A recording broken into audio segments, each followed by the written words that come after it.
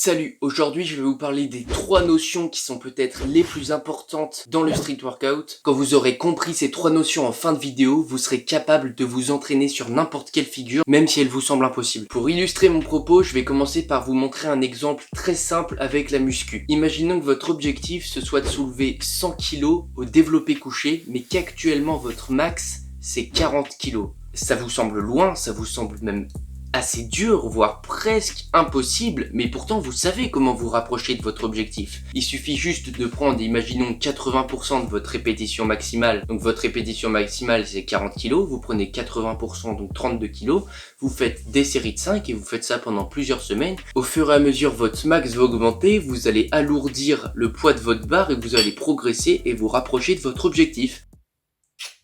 En street workout, il faut utiliser exactement le même principe. Sauf qu'en street workout, le poids, c'est vous, c'est nous. Donc il faut que vous pesiez plus ou moins lourd. Mais t'inquiète, pour ça, pas besoin de faire un régime et d'arrêter la bouffe grasse, faut juste que tu maîtrises ton corps dans l'espace. Le levier, c'est tout simplement un principe physique qui va te permettre de peser plus ou moins lourd. Je vais te montrer ça. Là, pour cet exemple, on va prendre un bâton qui a une certaine masse. Donc ce bâton, je peux le porter comme ça, je peux le porter comme ça. Ça, c'est le point d'appui de mon bâton. Maintenant, ce bâton, je décide d'y ajouter un poids de 0,5 kg. Imaginons que le poids de 0,5 kg se trouve ici. On est d'accord que le bâton a une certaine masse, que le poids de 0,5 kg pèse 0,5 kg et que ça ne change pas, c'est constant. Pourtant, plus je vais déplacer le poids vers l'extérieur, plus le poids que je ressentirai au niveau de ma main paraîtra important. Si je mets le poids là, là, ça va être beaucoup plus dur de soulever que si je mets le poids là. Et si je le mets encore plus loin, ça va être encore plus dur. Mais pourtant, on est d'accord pour dire que la masse de l'objet n'a pas changé. Et ce bâton, c'est tout simplement vous. Je m'explique. Maintenant, tu as compris que pour rendre une figure plus simple, faut juste que tu appliques ce même principe. Donc ça, c'est toi, et ça, c'est ton corps qui diffère par rapport à ton point d'appui. Je vais prendre l'exemple avec le back lever. Le back lever, si tu te mets en tuck, donc genou plié, ton poids va être majoritairement réparti en dessous de tes bras et pas loin de ton point d'appui. Plus tu vas allonger les jambes et plus ton poids sera réparti loin de ton point d'appui. Donc ici, le point d'appui, c'est tes mains sur la barre. Et tu te rends bien compte que plus tes jambes vont être allongées, plus ça va être dur de tenir. Donc quand tu sais pas faire de back lever, tu te mets en tuck. Si tu arrives bien la tuck, tu passes en advanced tuck, puis tu passes en straddle, puis tu passes en full. Et ça marche avec le back lever, mais ça marche avec toutes les figures de ce type. Donc tu peux aussi l'appliquer pour le front lever, tu peux l'appliquer pour la planche, tu peux l'appliquer pour le human flag.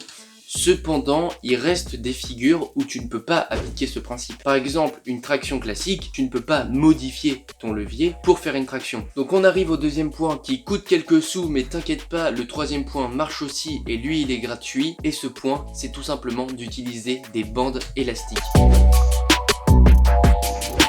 Bon, les élastiques, y a pas besoin de te faire un gros speech dessus, je pense que tu comprends vite le principe. En gros, tu mets une bande qui va t'alléger de ton poids. Quand tu arrives facilement à faire avec les bandes, tu passes soit à une bande plus légère, soit tu peux diminuer la tension de l'élastique en diminuant son étirement. Et au fur et à mesure, tu te rapproches jusqu'à ne plus utiliser d'élastique et d'y arriver comme un grand. Il y a juste une règle en gros à respecter, il faut que la résistance de l'élastique soit parallèle avec la force de gravitation. Donc en gros, il faut toujours que ton élastique te tire vers le haut, sinon tu risques de déformer ton mouvement et ça ce sera pas top pour la suite. Mais une fois que tu arrives avec un élastique mais que quand t'enlèves l'élastique t'y arrives pas, ne t'inquiète pas, il reste la troisième notion. Et la troisième notion, ça s'appelle la phase excentrique.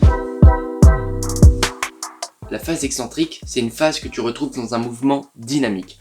Par exemple, quand tu fais une traction, quand tu montes, tu es en phase concentrique, quand tu tiens en haut, tu es en isométrique et quand tu redescends, tu es en phase excentrique. En gros, nous, en musculation du poids du corps, la phase excentrique, c'est quand on va être aidé de la gravité en fait. C'est quand on va descendre et la phase concentrique, c'est quand on va monter. Donc la phase concentrique va être plus dure que la phase excentrique. Donc par exemple, si tu veux apprendre à faire des tractions, tu peux essayer d'en faire. Tu peux aussi sauter pour te mettre en haut et contrôler la descente. Et à chaque fois, tu vas sauter et contrôler la descente et tu vas faire ça plein de fois d'affilée et au fur et à mesure, tu vas gagner en force et tu vas réussir de mieux en mieux jusqu'à pouvoir faire des tractions. Tu peux même rester en phase isométrique et essayer de tenir en haut. Ça marche pour les figures dynamiques, mais ça marche aussi pour les figures isométriques. Ça sert toujours de faire de la phase excentrique, par exemple un back lever, tu fais des back lever négatifs, un front lever, tu fais des front lever négatifs, etc.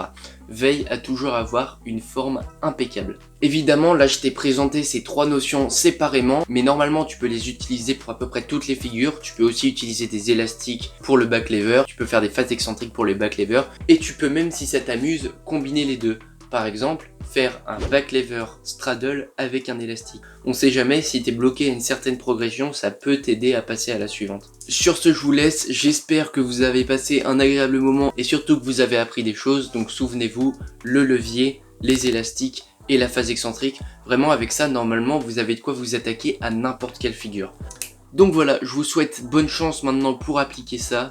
Entraînez-vous bien, à la prochaine, salut!